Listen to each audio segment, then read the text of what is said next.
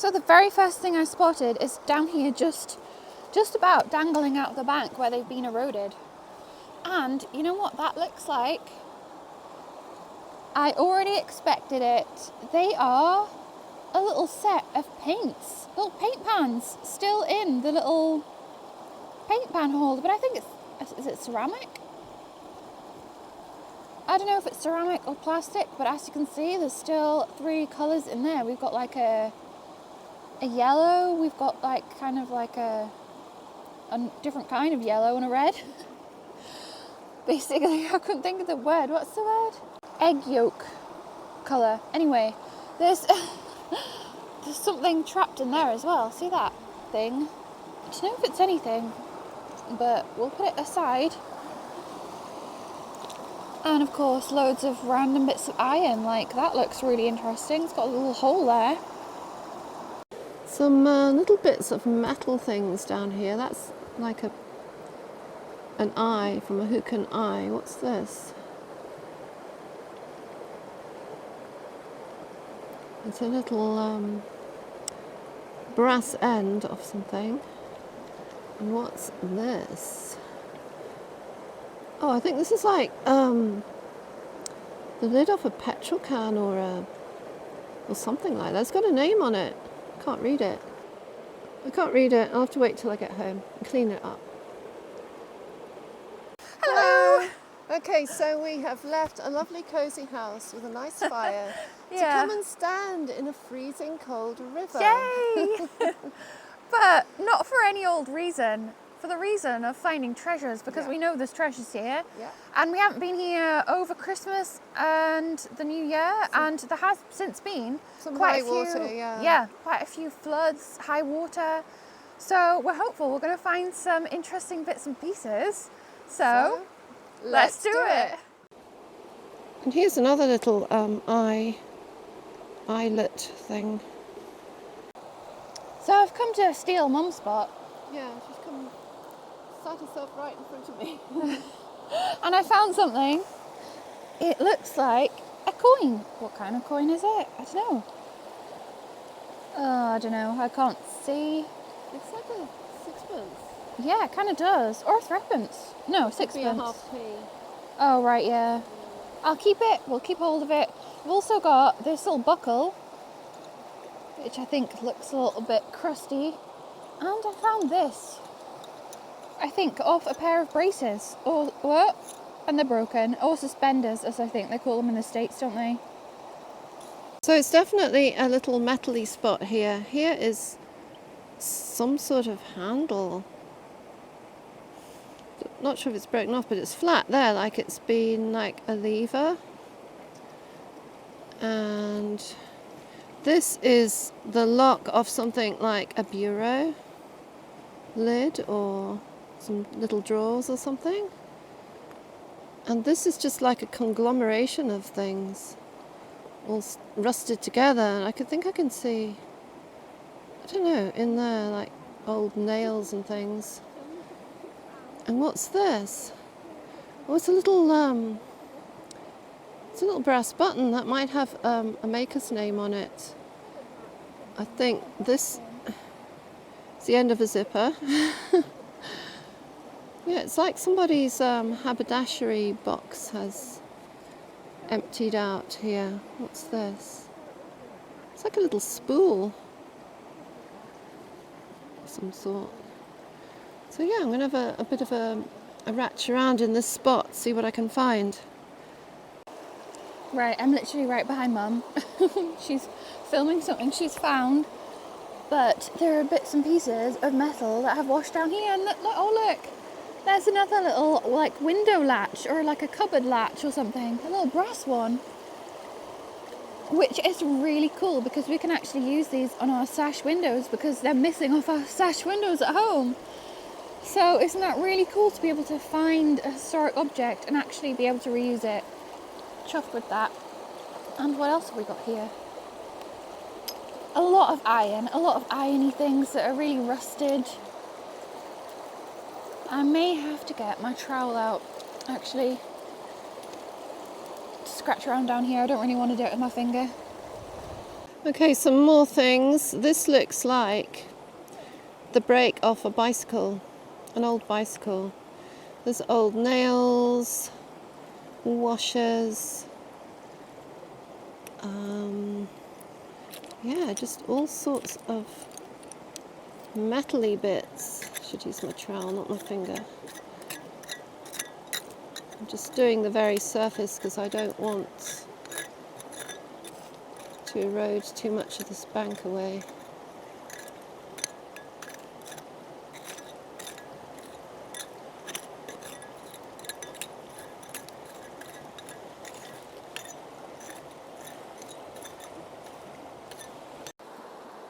And here's a little hook to go with the eyes I found.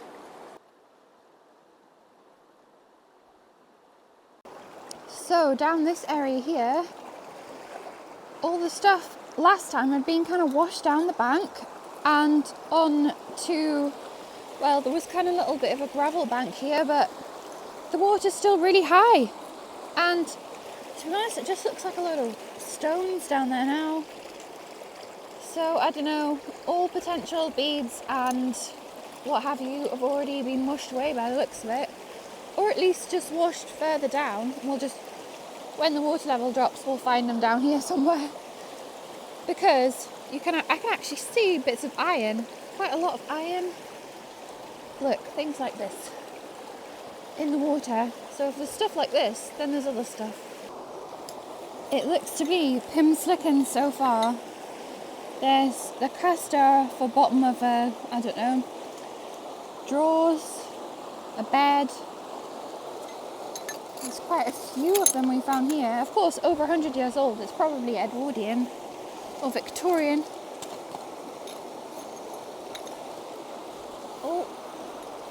Oh, the branch. I thought it was just a stick. It's bigger than I thought.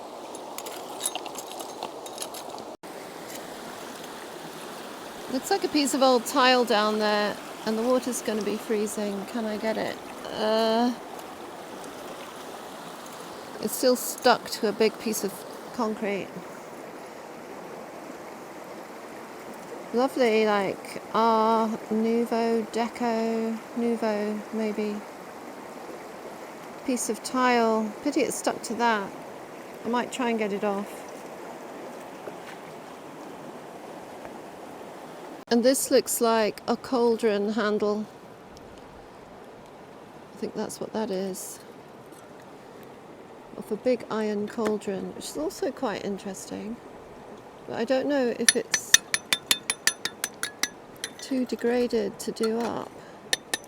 So I might take that on the way back as well. Because I quite love bits of old iron for some reason. I think I found a little metal button here in the metal patch. There are big, like, lumps of metal. Well, like concretions that are full of all kinds of stuff. It's the iron has kind of just like rusted everything together. I mean, look at this whole thing here. This looks like some sort of iron sheeting or something. This whole thing. So, is there anything behind here? I suppose we won't know until the river takes it away for us. But on top of it, you can see stuff, look. There's stuff like rusted on top of it. I'll go and check up there and see if there's anything. Oh, what's that? Weird little button. It's a little glass button, look. Clear blast button? What? Blast button? There's a new one for you. 2 buttons now. As you can see, the bank has actually collapsed here since we were last here. We thought it would with the high waters, because the river's been flooded quite a few times since we were last here. So yeah, but it all washes things out, doesn't it? It's an ill wind, as they say. Oh, look at that. Look, that is an entire, complete brass buckle caught up in that. Just gently see if this... Okay, where is it? Oh, it's risky to do with one hand. I'm not gonna force it. I'll put that in my bag, see if we can clean that up. Just scraping underneath this rust here. I know I said I didn't want to dig in the bank side, but look, there's a little paste pot, look, tiny little, ooh, off it goes. And there looks like there's a whole enamel plate here in the bank. Okay, we're getting it out,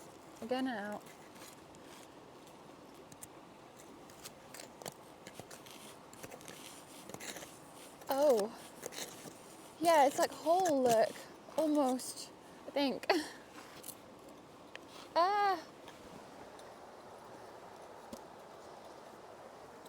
Let's have a look. Again, one-handed, this is a bit tricky. I think it is a bit crusty around the edges, but aren't we all? It's got a hole.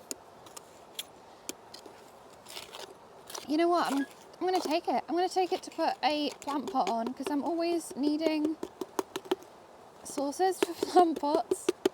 Oh yeah, look, the edge there, just come apart. Oh, I don't know, it is quite crusty around the edge. We'll have to consult Mum. I don't know if it's worth taking now. It is quite...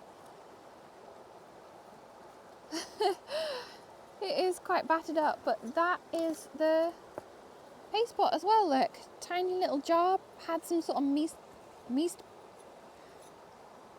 paste in it. Could have been any kind of meat paste, fish, you know, beef, I don't know, whatever, meat paste. But it's complete. And it's got like little stars around the edge at the bottom. They were extremely popular for sandwiches in the UK back in the day.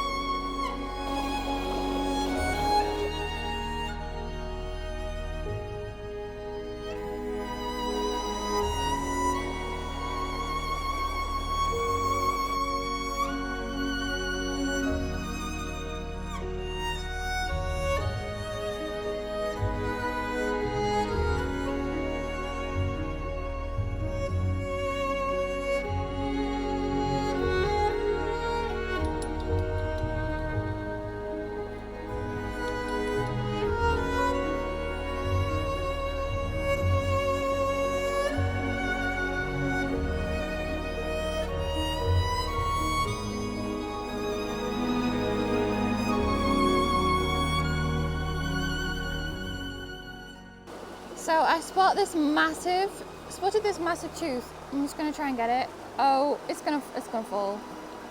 Oh, several. Oh. It's two teeth. Where's the other one gone?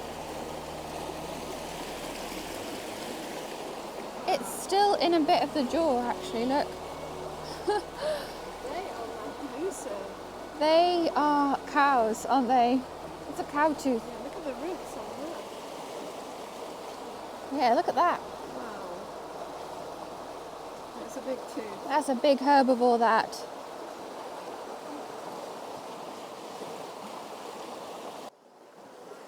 We are taking our life into our hands because look at the river. It is very rapid. And we're going to try and get past this fallen bankside. Well, it's in the process of collapsing into the river. And we got past here last time, but the river was not as full. My goodness.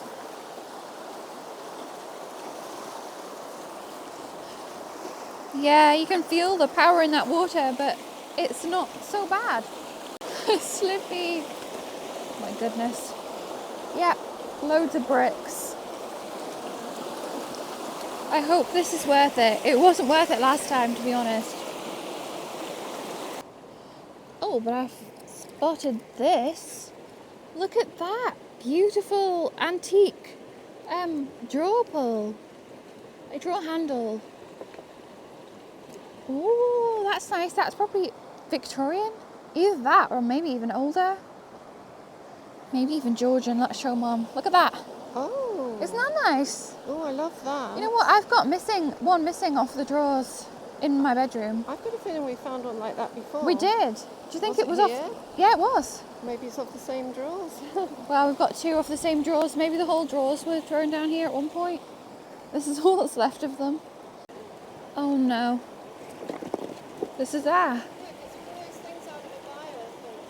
Oh my goodness. One of what things? So this iron thing is it's actually out of a byre, and it would have had a chain on and been chained to the wall. A byre's a barn. Yeah, byre's a cowshed. And yeah, it would have been chained to the wall, and you'd unclip that and put it on the cow's collar or chain when they were milking them, I suppose. So yeah, that's what that is. I might take it on the way back. And Alex spotted this horseshoe. It's quite a thin horseshoe. It's off a riding horse, not a working horse. It's a pony shoe. Or a Shoney poo. Alex said, or a Shoney poo.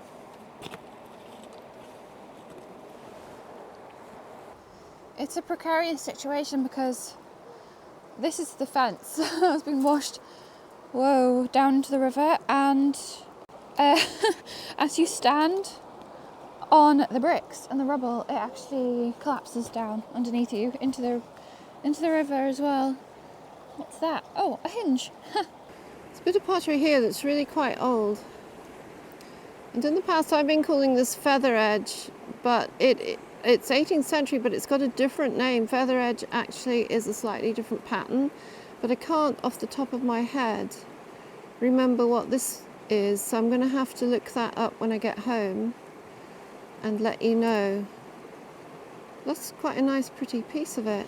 Could make several pendants out of that actually. Look at this stone lintel. It's huge, massive. That would be extremely useful to have a lintel that big. But there's loads of really good stone here that's been chucked. But I also saw this brick, which I think is pretty cool in what it says. It says Towers, as in the Lost Tower Diaries, as in our second channel. How funny is that? It's funny because we actually found a brick that says Northern, as in Northern Mudlarks, and now we've got one that says Towers. I love that. I'm going to take that. And it's just a wee brick as well. It's just a little one. I'm taking it. I love... Oh, I'm going to show Mum. Mum's going to like it. Here, look. Towers. Oh. A brick that says Towers, as in like Lost Towers. Oh, and we've got a brick that says Northern. Yeah. How funny is that? Lost Tower Diaries. Found the remains of a little like teaspoon.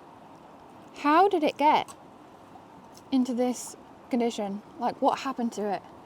It might have something to do with all this rubble. Maybe that's the clue. But I'm gonna take it. Can use it for something. Well, make it into something else.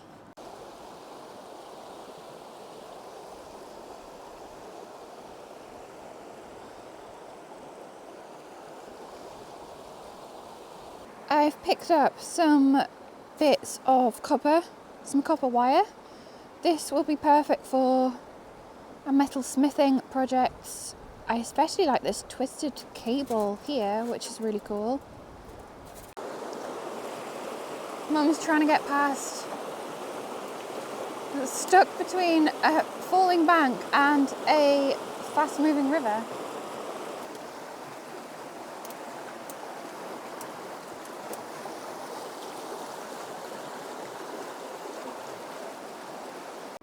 Look at that, it's a perfectly round pebble. Yeah, we're getting distracted by rocks. I should have been leaving. That is a really beautiful piece of red jasper at that. I love the way it's broken as well. Just found a pretty pebble here. It's sort of purple, and then it sort of goes to pink. You know me, I can't resist a pebble.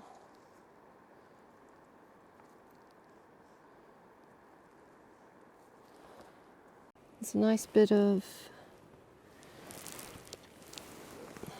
like chalcedony, agate, jaspery, cherty. That's so pretty. I bet that would polish up beautifully, you know. I just wish we had one of those polishing machines for gemstones. But they're way too expensive. I think they just take advantage of people in the jewellery industry. Everything is so expensive. I'm going to keep that. That's gorgeous. Oh, the sun is quite bright on camera. It's quite bright in real life as well. So, hold on. Wait, let me get my act together here. So, I've decided I'm going to make something in this video, or I'm going to show you something that I have already made, because it has to do with this necklace I'm wearing right now. Here, and it has something to do with finds that we found here previously, or a common find we found here previously with the rusty old like Edwardian locks that we found, and with the little brass keeps. I'll show you a picture of those, or a video that we took after we found them.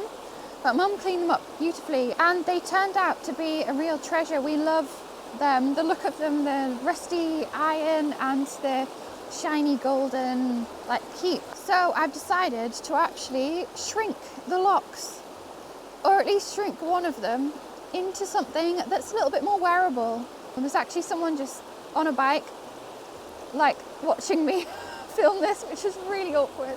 God knows why. Anyway, I'm gonna film making that project right now, and I hope you enjoy it, because I'm really pleased, really proud of the outcome. So yeah, let's show you.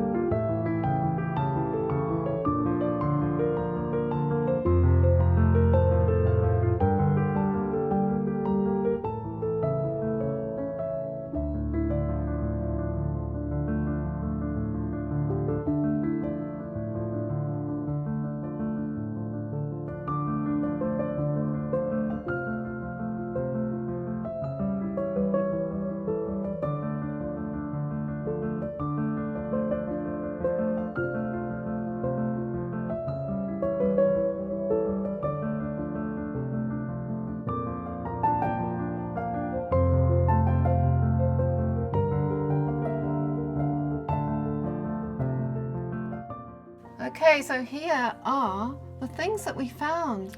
Yeah, I mean, we initially, when we were mudlarking, we were like, it doesn't feel like we're finding very much. Yeah. But in fact, They are actually quite interesting. And it's amazing what you can find out about random little bits and pieces. yeah. So we'll go through some of them now. Yeah, so I think we want to start with maybe our most shockingly expensive find, collector's item. What do you Yeah. think? There's a bird on the camera. Yeah. There's a bird on your head. So yeah, it's this little cap, which I think Mum said was a fuel cap or an oil cap, and she was Yeah, bang that's on. right. It's off like a fuel tin, a gas tin you'd call it, or can, or we'd call it a petrol can. And it's a national benzol mixture. And it's a strange mixture of like some sort of coal tar Yeah. and petrol or gasoline, which supposedly made your car run better. So yeah, and these were the caps, and I'll show you a picture of one of those cans right now. Yeah, it's really interesting, and it turns out it's quite collectible, isn't it? Yeah, look these up online, and they're selling for about £20. How strange. Just the cap. yeah, people must collect them. And with the can, I think they're about £75. Wow, who knew? We've got a few of these actually, Yeah, with we different found names before, on that we yeah. found before, and yeah, that stuff was like waste from the coal industry, wasn't it? Yeah, byproduct. Byproduct. Coal That's it. industry, Yeah. So that's interesting. Yeah, didn't know And it that. probably dates from around the 1950s, I'd say. And obviously we've got loads of metal. Actually, most of the table is metal, but we'll talk about some of these. Yeah. There's this big handle that I found. At first I said cauldron, but now I realise it was actually from a kettle because it's fixed, and a cauldron, of course, it would swing. So this is off a massive big, it must have been about this tall. Yeah. A big cast iron kettle. Wow. Yeah, big family. Hung over an old fireplace. So that's quite interesting. I suppose it would fill up the bath. It would fill up, yeah, you know, your washing up bowl or whatever. Yeah. And so the other bit of rusty metal, you can see how thin this link has gone. Look, it's just like a tiny bit of wire. Literally hanging on by a thread. I don't think that would do much good now. But yeah, this is out of a cow byre, and I'll show you. Well, I'll take you out to the byre now, next to the house, and show you one of these in situ. Let's go and have a look. Okay, so I'm in the old byres next to our house, and this is what I'm talking about. There's a bar going down here, and at the bottom you'll see there's one of these, look, with a chain that would have gone, get to the end of it, onto the cow. And this obviously slides up and down so the cow can move its head. This is their feed dishes, but yeah, this is the bit, but the one I found is a bit bigger than this.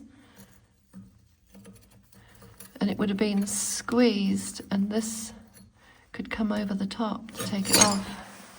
So there's quite a few of these in here. There's another one there with its chain still on.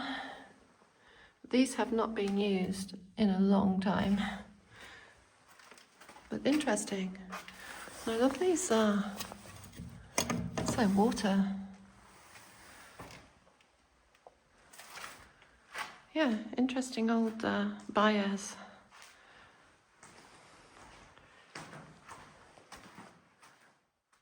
So yeah, that is what this is. And as I said, you'd squeeze this and pull the link. Yeah. I don't want to squeeze it, it'd probably break. And pull the link off to get the chain off.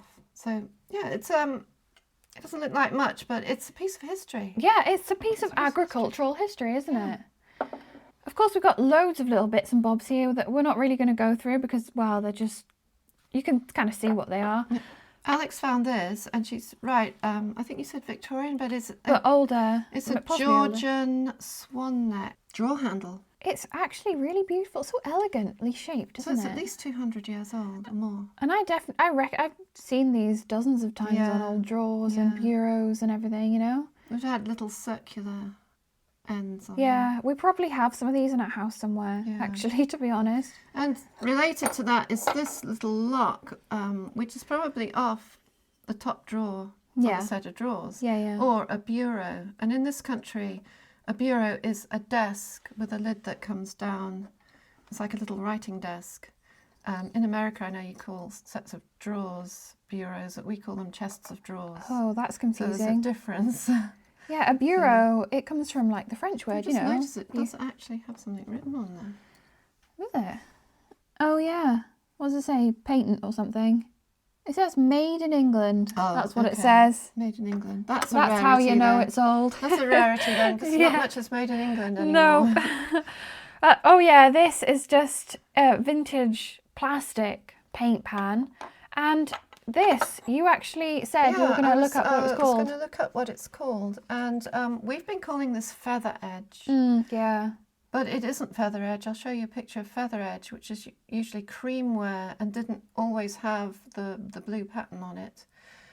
So yeah, that's what feather edge looked like. And this is actually shell edge. It's got this scalloped edge, and this, you can't see it very well. It's embossed into it as well as painted. Like a little shell. ridges, like a shell. So what are those shells, you know, that are like... like clam shells? Clam shells? Or... Yeah, a shell, you know, lots of shells have those little ridges in them. So feather edge dated from between the 1760s and 1780s, and shell edge the 1780s to the 1840s. So It's Georgian once again. The other's called feather edge because it looks like plumes of feathers. Yeah. And I first got this information from Richard Hemry, who is a Thames mudlark, and he's an expert on pottery. Yeah. And he's written a book, and I think you should go and check out his Instagram because it's very, very interesting. Yeah, it's called Shared. It's very, very, very helpful if you find any sort of bits of pottery in the UK and especially down on the Thames. Yeah. So thanks, Richard, for that information, putting us right. And finally, we've got our brick, which says Towers, which I thought was quite amusing because in the window, you can see down there, it's been in there for years. We have our brick that says Northern with Barbie sitting on top of it. Northern. Oh, there's Mantru. Hi, Mantru.